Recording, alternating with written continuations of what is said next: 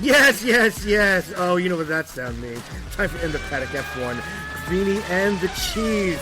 Another special In the News episode. Since we have a months-long fall break here. Not so long after the summer break. Kind of ridiculous. But let's mind you that.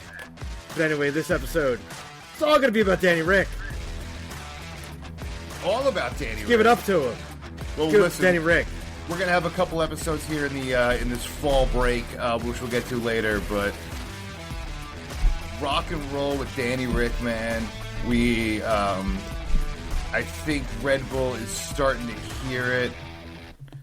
I think they're starting to hear it badly. I think the media is, and the fans are beating the hell out of them right now, deservedly so, or maybe undeservedly so, Cheese. I'm going to turn it back over to you. Deservedly so. Did Red Bull screw this up? Do the fans have a right to be pissed? And yes. Ultimately, should Danny have even been in the seat this year from the get-go, which we talked about preseason? Again, we love Danny Riccardo on this show. Our former third man in the booth, he's a fan of his. So, we have that personal connection here with Danny Rick, probably the only driver we even have any sense of connection with on the grid. So, obviously, we're rooting for him, but give me how you feel, not just from today, but from the beginning of the season, all the way to today.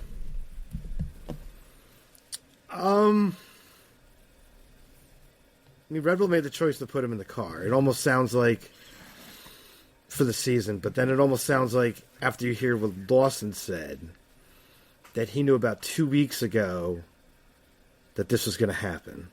That's one. So Red Bull definitely should have gave Riccardo a send-off. Instead of the wishy-washy, we'll see what happens over the, Christian Horner. You can't trust a damn word that comes out of that guy's mouth ever now. Ever. He sat there stone-faced in an interview post-race Singapore and said, we're going to get together and we'll make a decision. That decision had been made probably a month ago. So he knew. So that's a bad job. You should have given him a send-off, too, because, one, Riccardo's one of the most popular drivers on the grid. You should let the fans give him a send-off that way. At least the fans knowing, and they could, show their love to him for the entire weekend, which they did anyway, just because of the new stuff that came out. But the fans did that themselves. I mean, Red Bull should have put it out there far long before that. Should have announced it. Said this wishy-washy nonsense garbage. That was an absolutely poor job. That was an effed job, to be honest. That was an effed job. That was effed. You knew this was coming. It almost sounds like, even from what Lawson was saying, that even beginning of the year they were even in this kind of decision that it was going to happen at this time of the year as well. So it was like all in the plan the whole time because of, Lawson's contract, and then they put in, the part of the Danny's contract that they could terminate it at this point of the season. I mean, they kind of knew this beforehand. So it's just an absolutely bad job. To somebody who's, let's go over the numbers here for Danny. We got 12 points this year. 257 starts, 8 wins, 32 podiums, 3 poles, 17 fastest laps. 3 of them at Singapore. Those are like way better numbers than probably half the grid has. There's a lot of wins on that, and to just can somebody like that, that's poor. That's just poor. Absolutely poor. It shows that there's absolutely something stinking at Red Bull, and there's an absolute pissing contest going on between Horner and Marco. It's absolutely clear, and it's bringing the team down now. You can see it from early in the season. There, I think we had an episode and we discussed, is this going to affect them? Absolutely has. The car's gone downhill. Your top driver's pissed as hell. His father's talking to other teams about trying to get you the hell out of there now.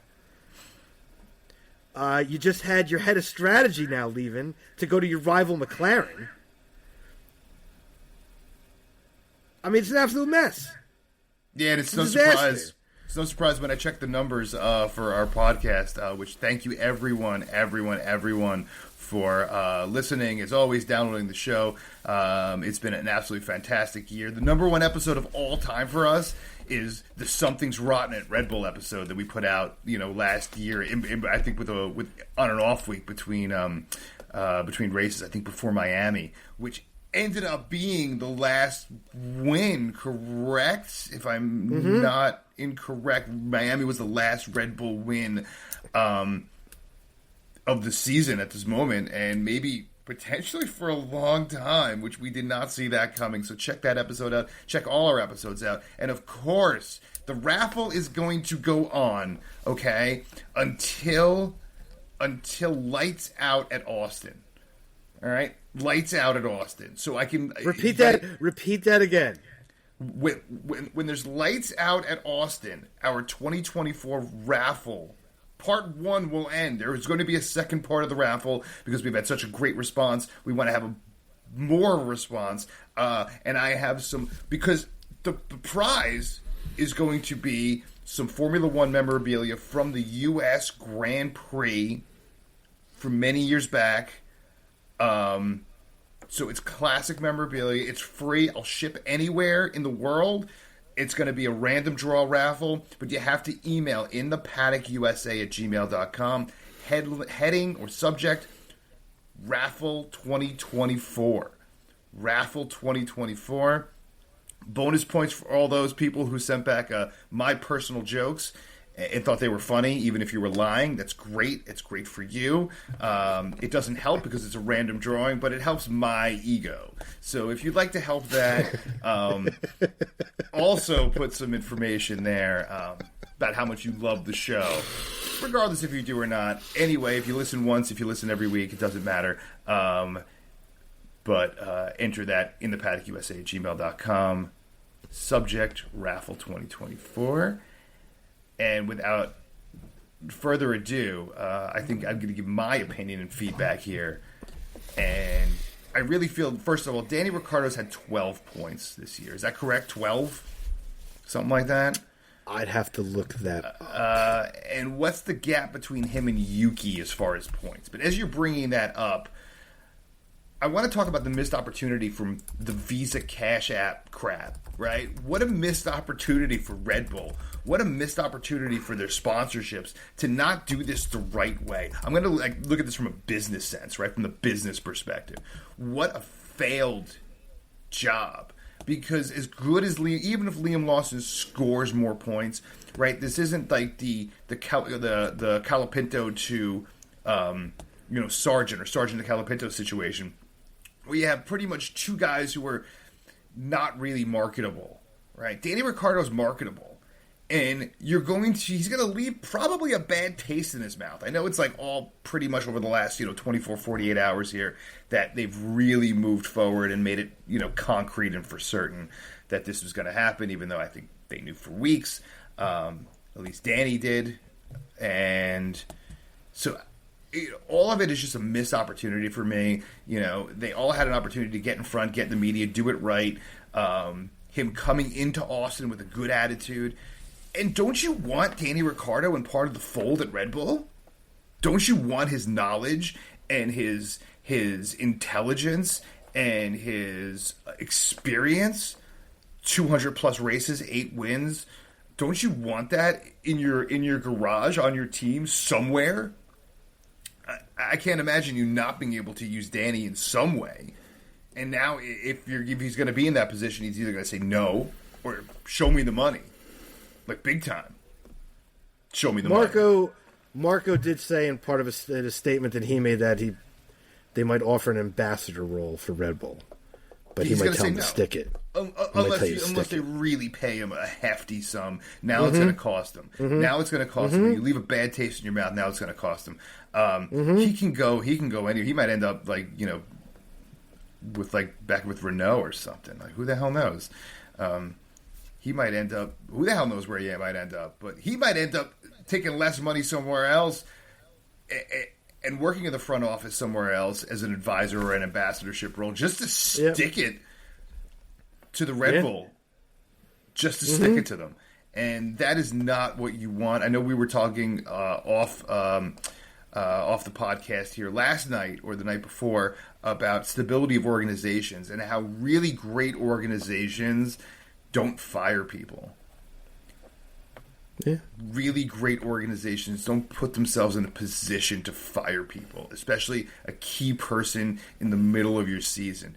Good organizations don't do that. And now we've seen Red Bull all over the organization, either firing people or people quitting or people feeling that their job is insecure. You don't just quit a job. Like, we don't see inside. We're not inside the fishbowl. We're outside the fishbowl, right? We ain't swimming with these folks every day. We're outside looking in. So to the best of my knowledge, knowing my own job, you have a job. Most people listening probably have a job. You don't quit lightly. There's a reason you quit, and you get pushed towards it. Even if you're going to a better job, even that anxiety of leaving a job and going somewhere else and starting new is tough. New personalities, new things to learn. And now Red Bull's almost in the situation where everyone there's going to be new, and everyone's in a new job, and that anxiety is going to ripple throughout the entire organization. I'm getting freaking anxiety just thinking about it. I mean, I couldn't imagine a massive turnover in an organization like that. And anyone who's been part of a massive turnover, it's just bad job. It's a bad, bad job. And we're talking about, American football and how the Pittsburgh Steelers have had 3 head coaches over the last 55 years. Just think about that. And then you have massive stability, and it's a quality franchise over the course of half a century. And that's what you want. They've never fired a head coach. And it just shows. And they have patience. And they hire and they promote from within. And that's what you want. And this is not what's happening. It used to happen. Christian Horner, these people were promoted from within the organization over time, from all the way up. And that's why they had their success. And now they're doing the exact opposite. Red Bull's doing the exact opposite, at least in my opinion, of what they did to build their success over, 15 years. I can't disagree with that. I think they are promoting some people from within because, I mean, who would want to come in from the outside right now? Forced, though. It's forced. It's not natural. Yeah. Like when you blew it, when you start losing top people and key people in droves, that their whole it's gone. Forget about promoting. You have to promote from within. Yeah, because nobody's going to want to come in from the outside. Well, schmucks would. Well, schmucks would, but you probably wouldn't want to schmuck, though. So that's what you might end up getting. That's what you might. All right, end up now getting. here's the numbers you wanted. Riccardo has 12 points, as you said. Yuki has 22 points. All right. But Yuki also hasn't finished the race in probably the past 6 races either. So doesn't matter. What does the scoreboard say? Yeah, they both raced the same number of races. That was pretty early when they had some decent races, and then they have pretty much shat the bed since. So, regardless, in the end, you look at the board. 22 points for Yuki, 12 points for Danny. Yuki's no kid anymore, man. He's been here for 4 years now in Formula One. He's a veteran now. He's a veteran, and those numbers are legit. And Danny should be, honestly, either even point-wise or slightly ahead, in my opinion, based on his experience, based on his resume that you read earlier. So, that's just how I feel about that. Yuki is a better driver than Danny Riccardo right now. Yuki might not have a seat in a year, so. That too. Well, we said that this time last year. But we'll see. I mean, Red Bull's also got another situation going on too now with the possibility of Perez leaving, then who you're gonna get to fill that seat, and you pretty much burned one bridge with Danny Riccardo, who you probably could have thrown in there, and he would have loved life jump in that seat. So yeah, but do you want guys in their mid-30s that you're choosing from? At least try. At least he gets along with Verstappen. I mean, that's something there. Truth. I mean, that they are friends. So I mean, well, the rumor mill is swirling that Max Verstappen may not even be. He might not even be there either at Red Bull, which I don't believe it, but it makes for a juicy rumor. That's for damn sure. Oh yeah, it's good scuttlebutt. I think people are taking it maybe a little too seriously. I can't imagine seeing Max Verstappen end up at Mercedes next year. Absolutely, I could absolutely see it. I could absolutely see it because Max's dad despises Christian Horner. And he would love to do that just to stick it to him. And Toto Wolff and Christian Horner don't like each other. So if Toto Wolff can pull that off on Christian Horner, he'll jump on that too.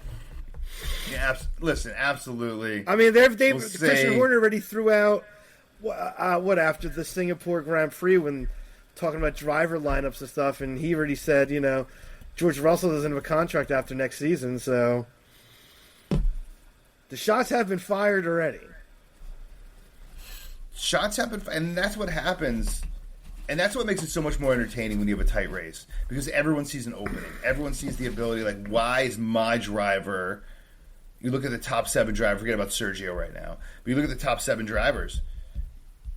If we were even, flat-footed, going down the stretch with our top 7 drivers for the last 6 races, and we were all started at 0. We did it NASCAR style, playoffs, baby, right?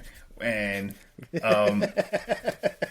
which will never happen. But if we did it like that, ridiculous. If we did it like that, I'm not going to get into that right now. But if we did it like that, I think you have 7 drivers that can equally win the title. Do you agree with that? Yeah. I mean, maybe not equally. Maybe not. I'm sure Lando gets a little more thumb on the scale. But everyone's talking about Lando, how great he is and future champion. But dude's won 3 races in his life.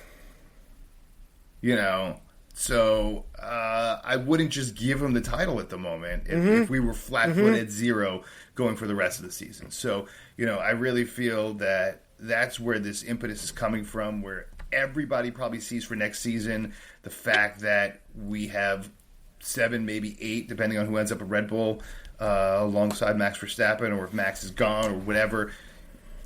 You might have at least 6 guys that could compete for a championship, and we haven't had that in a dozen years. So super exciting, but at the same time, from the front office perspective, is they're all going to be competing against each other harder than we've ever seen. And that's probably why these rumors are coming from. Yeah, these guys also like to get each other under each other's skin, too.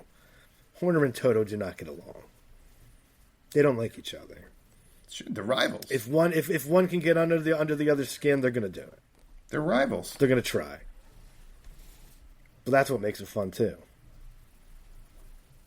We can't slap each other in the face anymore, so that's the next best thing. Can't challenge him to a duel. Oh, those were the days, huh? Down the front straight. You and I slap you in the face with a glove. You and I on the front straight at Monza. Raw. 20 paces, let's go. Let's go.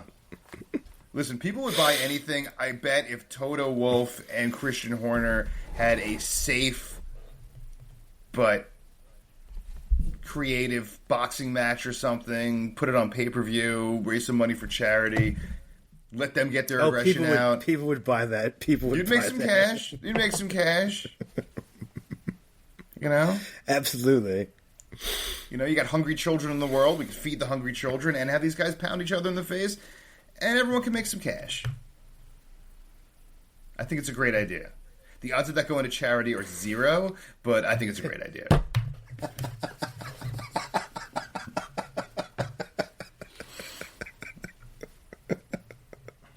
0. Oh, man. All right. What else you got, brother? That's all I got for you. We'll leave it Right at on. that. It's a Danny Rick weekend. We're going to be back next weekend as well with another In the News segment because there's so much in the news. We got something special planned, it looks like, for a couple weeks from now. Potentially, I never say yes or guarantee anything till the thing's recorded. But we're working on getting Kevin Easton from the Times over in the UK to come on. He's got a new book out. And hopefully he'll jump on here in a couple weeks. The book's coming out at the end of the month. So hopefully we'll get him on the show as we're working on that now. And before you know it, we'll be in Austin. And I will say again, in the paddock USA at gmail.com, raffle 2024. Get in on the raffle. Get the legendary classic memorabilia. We'll mail it anywhere in the world. If you're Santa Claus on the North Pole, I'll send it to you, Santa. We'll send it to you. We'll get it there. You got to give the secret address away, though. I would love Santa's address. I bet you would. I would love Santa's. We're coming. We'll do a show from the North Pole as we get closer and closer to Christmas. Let's do it. Let's do it. Let's do it. Get your winter coats on. And, of course, as always, say what you got to say, brother. Stay medicated, my friends. Peace.